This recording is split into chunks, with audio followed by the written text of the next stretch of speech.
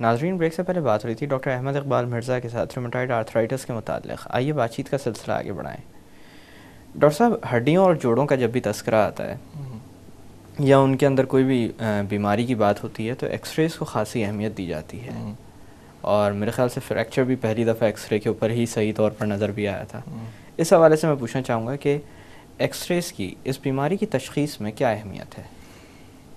X-rays की इस बीमारी की तशख़ीस में कोई इतनी ज़्यादा अहमियत नहीं है अनफॉर्चुनेटली, क्योंकि जैसे मैंने पहले बताया कि ये सोजिश वाली बीमारी है, सोजिश वाली गठिया। इन्फ्लेमेशन को आप एक्सरेज में तो नहीं देख सकते ना, उसमें तो आप हड्डियों को देखते हैं। बिल्कुल। एक्सरे में तो ये इस बीमारी की शक्ल बहुत आखिर में नज़र आएगी, यानी जब ये बीमारी तब्दीलियाँ होते होते होते हड्डी में पहुँच गई, यानी स्टेज 3 पे आ गई जी, ठीक है ना, तो लेट स्टेज पे आएगी। शुरू में जो जो जो चीज़ें बीमारी की तशख़ीस में हमें हेल्प करती हैं वो मरीज़ का मुआयना, उसकी हिस्ट्री और एग्ज़ामिनेशन है। जी।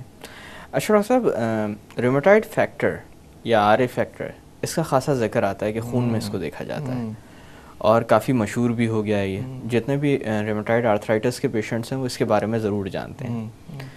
लेकिन जो चीज़ मैं आपसे पूछना चाहता हूँ वो ये है कि क्या हर मरीज़ जिसके रूमेटॉइड आर्थराइटिस होगा उसके अंदर ये फैक्टर मौजूद होगा? ये बहुत अच्छा सवाल आपने किया। हमारे पास कोई भी मरीज़, चाहे वो किसी भी जोड़ों के दर्द की वजह से मेरे पास या डॉक्टर के पास आए, अपने किसी भी फिजिशियन को दिखाकर होता अल्टीमेटली हॉस्पिटल्स में या रूमेटोलॉजिस्ट के पास पहुंचता है, तो उसके पास 2 टेस्ट लाजमी होंगे, एक आर ए फैक्टर जी और एक ASO टाइटर जी, और बल्कि एक और टेस्ट यूरिक एसिड, ठीक है ना जी। तो उनका ख्याल ये होता है, और यहाँ इस प्रोग्राम के तवज्जुह से मैं चीज़ क्लियर करना चाहता हूँ कि रूमेटॉइड आर्थराइटिस में आर ए फैक्टर का पॉजिटिव या नेगेटिव होना तशख़ीस में कोई भी हमें मदद नहीं देता। 80% लोगों को रूमेटॉइड आर्थराइटिस पॉजिटिव होता है रूमेटॉइड में, लेकिन 20% को नहीं होता ना जी, यानी ये बीमारी उन लोगों को भी हो सकती है जिनको rheumatoid arthritis R A factor negative है जी, और बहुत से लोग ऐसे भी हम में से हैं जिनको आर ए फैक्टर पॉजिटिव है लेकिन ये बीमारी नहीं है। तो हमारे एक कंसेप्ट आम हो गया है कि किसी के अगर ब्लड टेस्ट में आर ए फैक्टर पॉजिटिव आ गया तो उसको फ़ौरन लेबल लगा दिया जाता है कि आपको रूमेटॉइड आर्थराइटिस है जी, और उनको फ़ौरन रूमेटॉइड आर्थराइटिस की स्पेसिफिक अद्वियात शुरू कर दी जाती हैं। तो आर ए फैक्टर पॉजिटिव होना ज़रूरी नहीं है इस बीमारी की तशख़ीस में, आर ए फैक्टर नेगेटिव पे भी बीमारी की हो सकती है। अशरफ साहब, इसी तरह से बात की जाए दूसरी तरह के आर्थराइटिस में और रूमेटॉइड में क्या फ़र्क है? दूसरी किस्म के आर्थराइटिस में और रूमेटॉइड आर्थराइटिस में जो बुनियादी फ़र्क है वो सूजन का है, ठीक है। जोड़ों में सूजन होगी, इन्फ्लेमेशन होगी।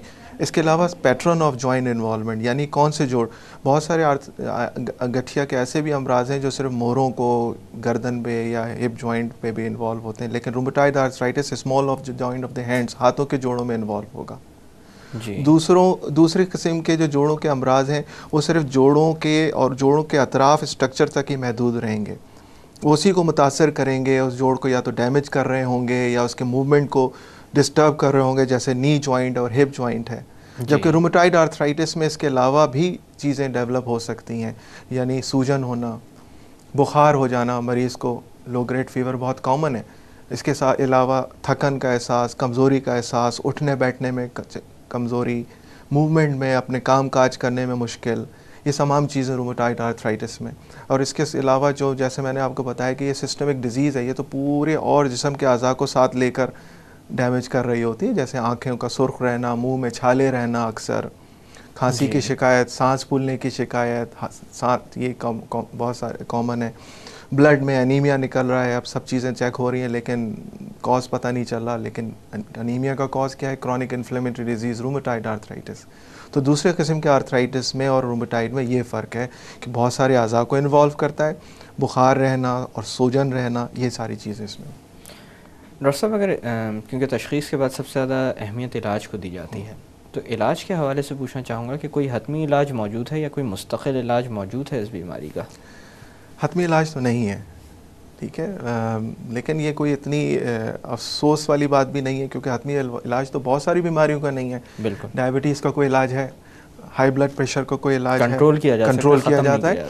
अगर कंट्रोल है तो you can have a very good quality of life, आप सब कुछ कर सकते हैं। कंट्रोल नहीं है तो ज़िंदगी बहुत अजाब है। जी। रूमेटॉइड आर्थराइटिस के लिए भी यही है कि इस बीमारी का बहुत अच्छा इफ़ेक्टिव कंट्रोल हमारे पास है, जिसके इस्तेमाल से मरीज़ को बहुत फ़ायदा होता है, और जिसके इस्तेमाल से और बर वक्त इस्तेमाल से उसके जोड़ टेढ़े और ख़राब होने से डिले हो जाते हैं, बच सकते हैं।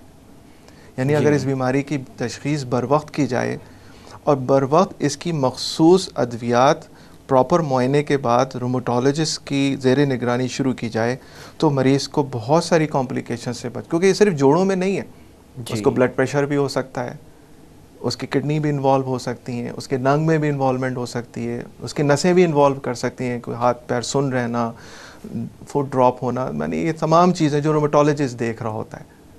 तो बर वक्त तशख़ीस और उसका बर वक्त उसका डेफिनेट इलाज इस बीमारी को जल्द से जल्द कंट्रोल किया जा सकता है। डॉक्टर साहब, मैं थोड़ी देर के लिए बातों का सिलसिला रोकते हैं। नाज़रीन, वक्त हुआ एक छोटी सी कमर्शियल ब्रेक का। ब्रेक से वापस आकर रूमेटॉइड आर्थराइटिस के इलाज के मुतालिक मज़ीद बात की जाएगी। Stay with us.